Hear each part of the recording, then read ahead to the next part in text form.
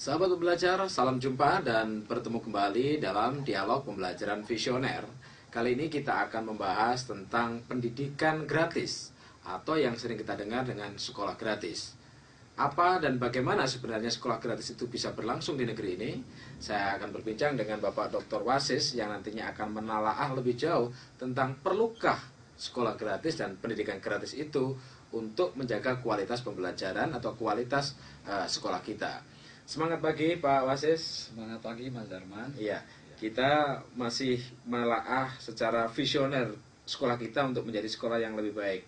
Nah, kalau kita membaca spanduk dan mendengarkan kampanye-kampanye dari calon-calon pemimpin daerah, salah satu dia bupati, wali kota, bahkan gubernur, salah satu dagangan yang paling populer adalah sekolah gratis.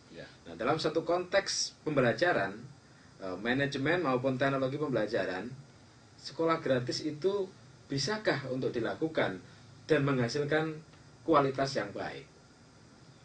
Baik, sekolah gratis itu sebenarnya memang dalam rangka mengaplikasikan anggaran Pak ya? Undang-undang dasar kita, bahwa di dalam pembukaan undang-undang dasar untuk mensejahterakan kesejahteraan umum bagi semua masyarakat kita, dan juga di dalam pasal-pasalnya juga ada yang menyebut bahwa pendidikan adalah hak bagi warga negara dan kewajiban bagi negara untuk menyelenggarakannya. Oleh karena itu memang idealnya adalah pendidikan itu gratis. Tetapi ada persoalan. Persoalannya adalah apakah kita mampu menyelenggarakan gratis dengan uang yang ada. Itu kan jadi persoalan. Kalau uangnya ada, lalu menyelenggarakan pendidikan gratis, mungkin. Jadi itu ibaratnya saya punya uang 100.000, akan mengajak makan teman 7 orang, saya bilang, ayo kita makan gratis. Karena uangnya ada. Uangnya ada, dan mungkin dengan 100.000 itu, kalau 6 orang, 1 orang bisa 15.000, itu bisa ada nasi, hidrat arang, ada sayur, bisa ada tempe daging, atau tahu, tempe atau tahu, bahkan bisa juga susu sedikit. Jadi bisalah 5 sehat 4 sehat 5 sempurna. Betul. Mungkin juga ada buahnya sedikit itu. Tapi kalau saya hanya punya uang 10.000, ngajak 10 orang makan gratis, maka kita hanya bisa beli nasi dan mungkin tempe, lalu dimakan 10 orang. Jadi masing-masing orang unit cost-nya itu 1.000. Nah, sekarang persoalannya adalah itu. Kita punya uang enggak? Negara ini punya uang enggak? Pemerintah ada uangnya enggak untuk menyelenggarakan pendidikan yang bermutu dan gratis. Itu saya kira. Nah, kalau kita lihat aspek psikologis yang dialami oleh siswa dan juga orang tua ketika dengar kata gratis, itu kan berarti sudah tidak ada beban apapun yang harus ditanggung oleh sekolah, harus ditanggung oleh orang tua. Nah, ini kadang-kadang masih menimbulkan sebuah dilema. Artinya yang gratis itu sisi yang mana? Karena hal-hal tertentu juga orang tua kadang-kadang juga masih bayar begitu. Nah, ini saran Bapak sebagai insan pembelajar untuk mengingatkan kembali kepada masyarakat kita, harus jeli-jeli untuk menerima kampanye dari pemimpin-pemimpin daerah yang mendengungkan tentang sekolah gratis. Nah, itu kan akhirnya karena sebenarnya kita ini tidak terlalu banyak uangnya untuk dari pemerintah untuk anggaran pendidikan untuk sekolah, walaupun sebenarnya 20% itu sudah sekitar 300 triliun per tahun. Tetapi itu tidak cukup untuk 250.000 sekolah dengan sekitar 120.000 dosen. Nah, karena itu maka akhirnya sekolah ya mencari jalan keluar, karena sebenarnya kalau hanya menggunakan itu dana itu tidak bisa mengcover bahwa pendidikan itu sensitif terhadap teknologi yang ada, kecuali bahwa dana yang ada sekarang itu dengan praktek pembelajaran seperti tahun 1920, 1930 itu saya kira cukup. Apakah ada sebuah pengaruh, Pak, secara psikologis yang dialami oleh sekolah terhadap kebijakan itu ketika sekolah ingin memajukan pendidikannya?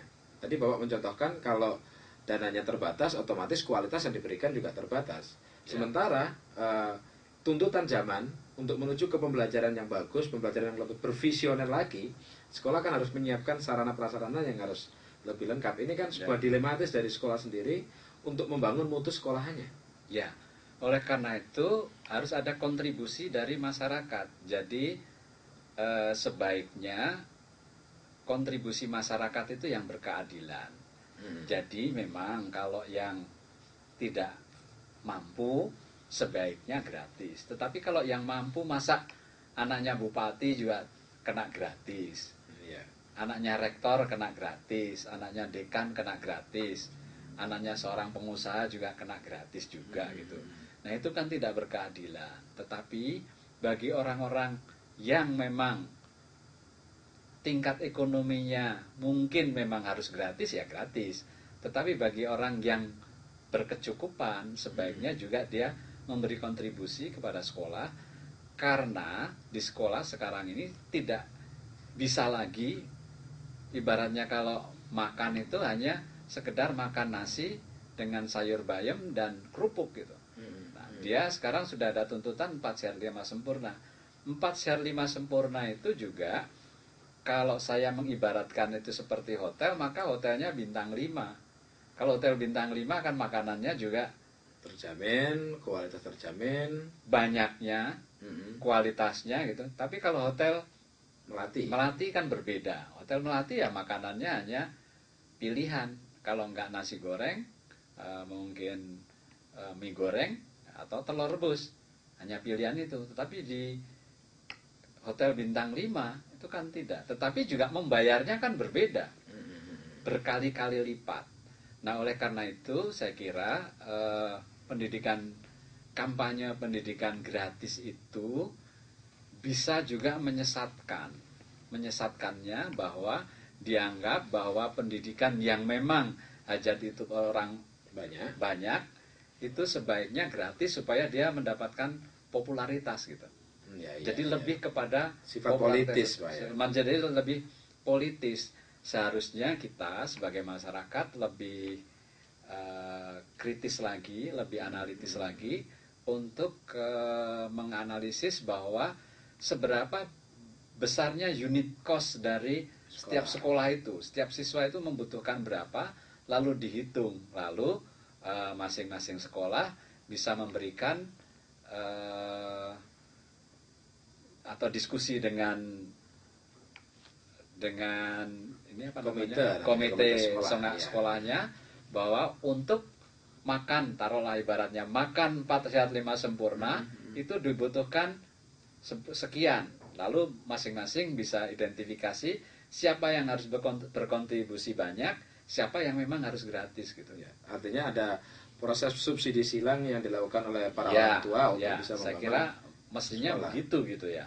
Ya. Nah, kalau kita kaitkan dengan anggaran pendidikan kita yang 20% tadi, berarti kan di sini harapan masyarakat pendidikan juga bagus, sekolah juga bagus. Nah, tapi juga meninggalkan mutu dan tujuan yang bagus. Iya. Tetapi realnya di lapangan adalah dana juga banyak habis, tapi kualitas kita juga masih menimbulkan perdebatan sana sini. Nih sebenarnya letak kesalahannya di mana nih, Pak? Ya, kalau kaitannya dengan yang itu tadi juga masih kaitannya dengan biaya pendidikan. Di Singapura saya kira 10 tahun yang lalu dana yang bisa diberikan oleh pemerintah kepada sekolah itu block grant-nya itu 1 komputer untuk 2 siswa. 1 komputer untuk 2 siswa. 1 komputer untuk 2 siswa. Artinya kalau kayak di kita siswanya 500 berarti maka ada 250 komputer yang diblok grant kan gitu oleh pemerintah 10 tahun yang lalu. Saya kira mungkin sekarang bisa iPad, ya kan? Nah, di kita itu saya kira belum sampai ke sana. Kita itu masih BOS ya. Bantuan operasional sekolah itu lebih pada BOS buku misalnya. Iya, iya. Berarti lebih indah sekali kalau andai kata para calon-calon itu mengkampanyekan sekolah gratis bagi orang-orang yang berhak untuk mendapatkan yang gratis. Yang gratis ya. Iya. Yang memang harus gratis ya gratis. Tapi kan mental kita kadang-kadang masih mental suka gratisan gimana Ya, Pak? ya. Kadang-kadang masyarakat itu ya katakanlah yang BLSM, terus dulu ada BLT, itu yang Ya. sumbangan beras tiap bulan. Itu orang yang mampu pun kadang-kadang mengaku miskin gitu. Ya.